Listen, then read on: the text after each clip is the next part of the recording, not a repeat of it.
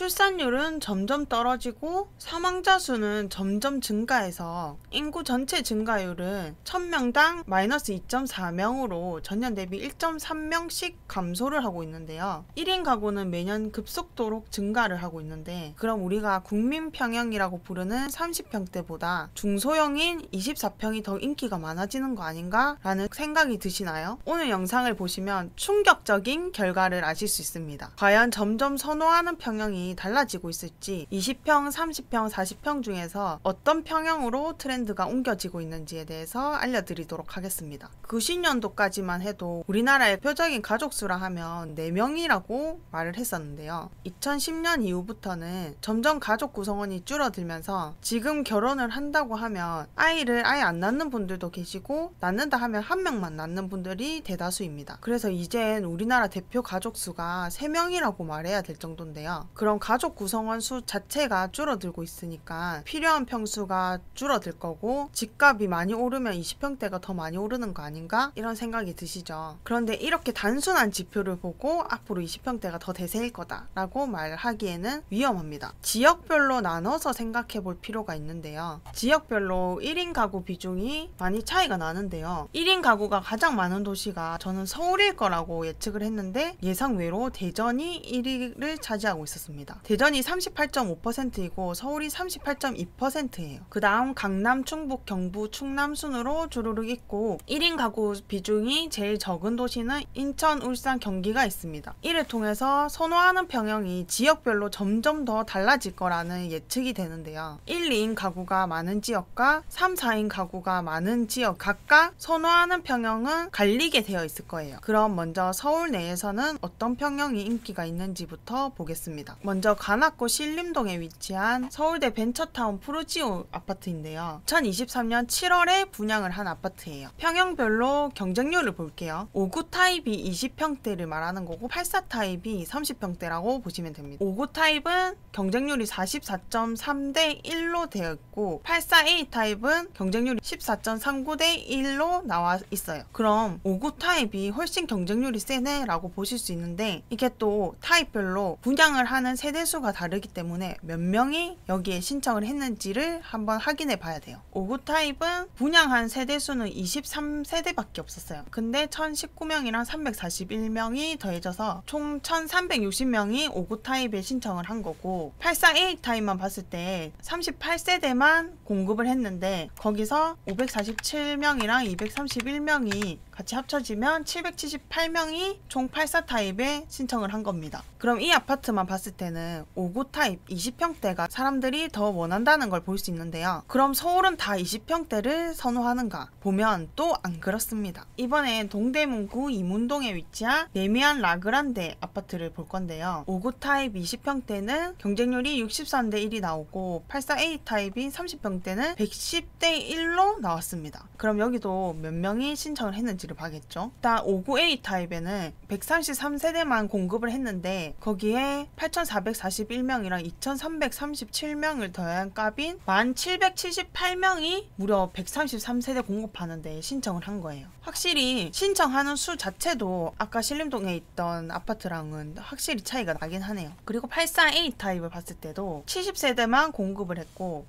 1765명이랑 2349명을 더했을 때는 1114명이 84A 타입에 청약 신청을 했습니다. 그럼 아까 59 타입은 1778명이었고 84A 타입은 1114명이란 말이죠. 그럼 84A 타입보다 59A 타입이 조금 더 많은 사람들이 신청한 걸 알 수 있습니다. 두 아파트의 입지를 살펴보면 서울대 벤처타운역 프루지오는 관악구에 위치하고 있고, 레미안 라그란데는 동대문구에 위치하고 있어요. 그럼 여기 보면 관악구에 있는 아파트들의 평당가를 평균으로 냈을 때 2,589만원이란 말이죠. 그리고 동대문구는 2,780만원이에요. 그럼 200만원씩이나 평당가가 차이가 나기 때문에 두 개 입지 분석을 했을 때는 동대문구에 있는 레미안 라그란데가 조금 더 상급지라는 걸 볼 수 있는 거죠. 두 개의 입지만 봐도 서울대 벤처타운 프루지오는 서울에서 가장 중요한 요소인 지하철역 거리가 도보로 24분이나 걸리고, 이문동 레미안 라그란데는 걸어서 떨어져서 14분이 걸립니다. 그럼 좀 더 인기 있는 것도 이문 레미안 라그란데라는 것도 알 수 있겠죠. 그럼 서울 내에서는 입지가 조금 빠지는 구역에서는 20평대가 좀 더 인기가 있고, 상급지로 갈수록 20평대랑 30평대의 인기가 거의 비슷하다는 걸 유추해 볼 수 있습니다. 이건 입지가 좀 덜한 지역에 20평대에 살던 사람들이 돈이 좀 더 생겨가지고 이사를 갈 수 있게 된다면 더 좋은 지역에 20평대로 갈아탈 확률과 그 똑같은 동네에서 30평대로 넓힌다는 그 확률을 봤을 때, 같은 돈이 든다 하면 똑같은 지역에서 평수를 넓히는 것보다 더 좋은 동네로, 학군이 더 좋은 동네로 이사가는 경향이 더 큽니다. 대신 평형은 똑같이 옮길 수밖에 없겠죠. 그렇기 때문에 하급지일수록 소형 평수가 좀 더 인기 있다는 걸 알 수 있고요. 상급지로 갈수록 20평대랑 30평대가 비슷비슷하게 인기를 가져가는 것 같고, 각각의 상황별로 살 수 있는 평수를 고르겠죠. 그리고 상급지 끝판왕이 강남이나 서초에 있는 아파트들은 20평, 30평, 40평대 가리지 않고 다 인기가 좋습니다. 왜냐면 각각의 상황별로 20평대도 괜찮고, 워낙 입지가 좋으니까 20평대를 가고 싶은 사람들은 20평대를 가고, 다른 그 밑에 단계 지역들에서는 40평대를 살 수 있어도 강남에 들어가서 20평대로 살려고 하는 사람들은 20평대를 선택을 할 거고, 또 30평은 30평대로 인기가 있고, 40평대는 강남 자체가 상급지의 끝판왕이잖아요. 그럼 거기 살고 있던 사람들이 돈을 더 벌었어요. 그럼 어디로 가겠어요? 더 좋은 동네로 이동할 수가 없기 때문에 강남 서초일수록 대형 평수도 인기가 점점 더 높아지고 있습니다. 그럼 1인 가구가 가장 적었던 경기도로 한번 가볼까요? 가족 구성원이 늘어날수록 서울에서 좁은 평형으로 사는 것보다 경기도로 빠지더라도 좀 더 넓은 평수를 원하시는 분들도 계신데요. 일단 강남 접근성이 좋은 동탄으로 가볼게요. 동탄 자체는 강남으로 출퇴근하는 분들도 많이 살기 때문에 제가 예시로 들었던 그런 상황에 살고 있는 분들이 어떤 평형을 더 선호하는지에 대해서 알아볼 거예요.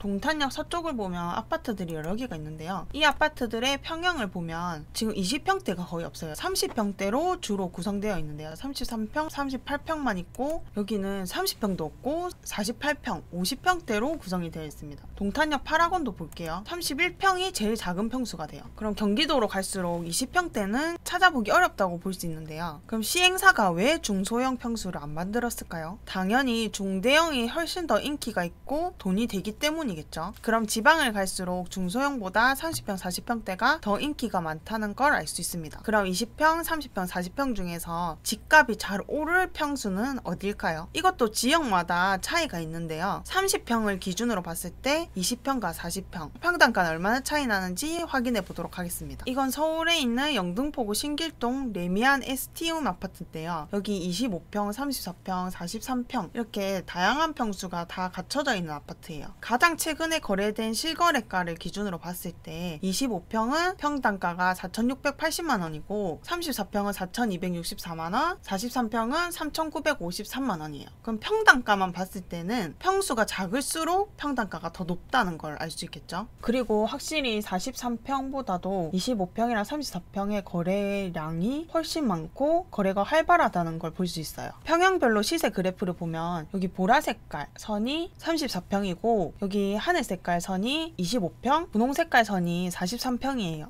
그래서 그래프를 보면 34평이 먼저 상승하기 시작했고 과거 대비 가장 많이 오른 것도 30평대입니다. 그리고 25평이 뒤늦게 상승하기 시작했어요. 부동산이 하락할 때는 43평의 거래 자체가 뜸하다 보니까 하락폭이 가장 적은 거를 확인할 수 있고요. 34평을 먼저 보면 2018년 1분기를 기점으로 2021년 하반기까지 이만큼 폭이 올랐고 최근에 최저가를 찍었을 때는 이까지 떨어졌어요. 그럼 예전 오르기 전과 최근 떨어진 최저가의 비교를 봐도 이만큼이나 차이가 나는 걸 알 수 있겠죠. 떨어졌다 하더라도 2018년보다는 가격이 더 높다는 걸 확인할 수 있고요. 그럼 25평도 똑같이 볼게요. 2018년에 매매가가 이 정도였으면 최고가를 찍은 게 지금 이까지 올랐어요. 폭이 이 정도 되는 거죠. 그리고 최근에 하락하고 다시 상승하기 전에 제일 최저가를 찍은 곳이 이곳이니까 18년도랑 비교했을 때 폭은 이 정도 차이 납니다. 그럼 아까 우리 35평을 봤을 때보다 확실히 금액 자체의 폭은 작은 게 느껴지죠. 그럼 우린 투자 측면으로 봤을 때 내가 관심 있는 지역을 이런 식으로 어떤 평형이 더 인기 있는지를 확인해보고 최근 하락했을 때는 어떤 평형이 더 가격 방어를 잘했는지도 따져본 후에 평형을 선택하는 것도 방법이 됩니다. 마지막으로 종합적으로 정리하면 대형 평형을 선호하는 이유는 넓고 쾌적하게 살기 위해서, 그러니까 삶의 질을 우선을 보는 사람들이 대형 평형을 선호하고요. 그리고 소형 평형이 인기 있는 이유는 직주 근접이랑 인프라가 잘 갖춰져 있는 게 더 중요하다 하면 이분은 소형 평형을 선택하게 되겠습니다. 그럼 그 지역에 살고 있는 사람들이 이 둘 중에서 어떤 걸 더 삶에서 더 중요하게 생각을 하는지도 성향이 조금씩은 차이가 날 거예요. 그럼 그 지역에 선호하는 평형을 찾을 수 있게 되는 거고요. 앞으로는 어떤 지역에서는 25평이 국민평형이 될 거고, 또 어떤 지역에서는 30평대가 계속 국민평형이 되고, 또 다른 지역에서는 40평대가 국민평형이 될 겁니다. 궁금하신 점은 댓글로 남겨주시고요. 오늘 영상도 도움되셨다면 좋아요랑 구독 꼭 부탁드립니다.